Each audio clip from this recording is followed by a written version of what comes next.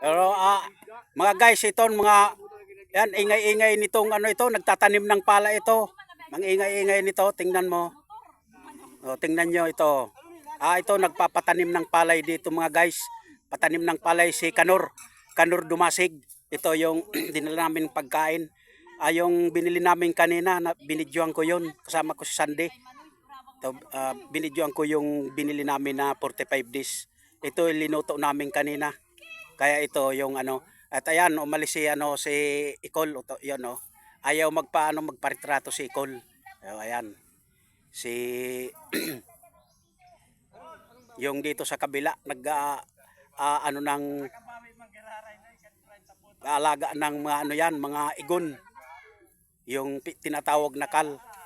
Pag yung maliit, hindi ang tawag noon pag malaki na kal. So ayan si Michael, si Makmak, ayan si Bunso, ayan si Kayo. Ito na nabidyoan ito si Kayo kanina nung bumili kami kanina doon sa sa Prito de Sorsogon. Ayan. Ito dito na ito sa Pulang Lupa. Ito dito sa Pulang Lupa, San Juan Prito de Sorsogon. Ayan ang sarap ng mga kain Ayan si Brad, ayan yung ayan Ayan si brother Brother Eli. Ayan yung ulam mo, yung isang paa na manok. Ito ayan bibidyoan ko, ayan nag-ano pa. Tenyo yan si si Joseph. Joseph taga Marinisor. Joseph ayan Joseph, ayan Joseph Estrada. Tapos may hawak pa na ulam, may marami naman na ulam dito. Libre pa itong ulam. Ayan. Yan. Ay lintan yung sili ito, sili.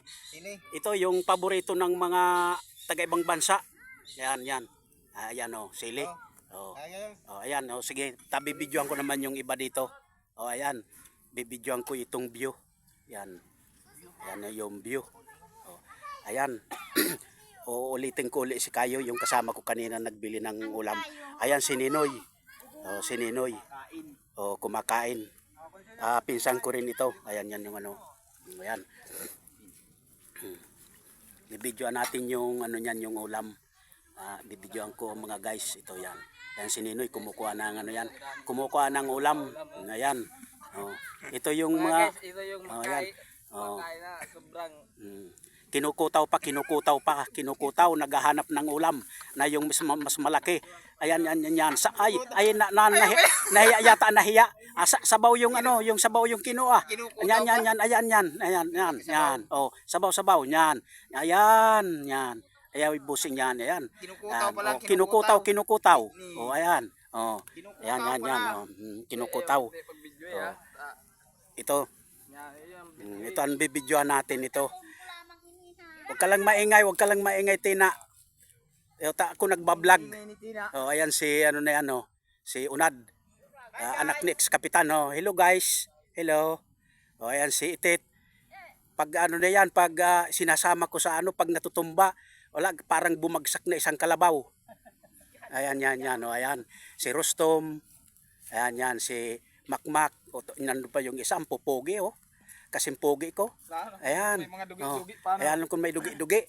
Ito pa yung isang pamangkin ko, yan si yung sino yung pangalan nito? Si Ubing. Ubing daw, pero ang pakalam ko ng Ubing maliit.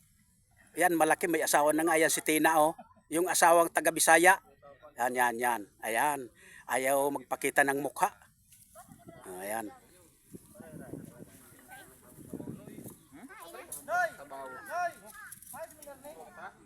Dito ko na puputulin.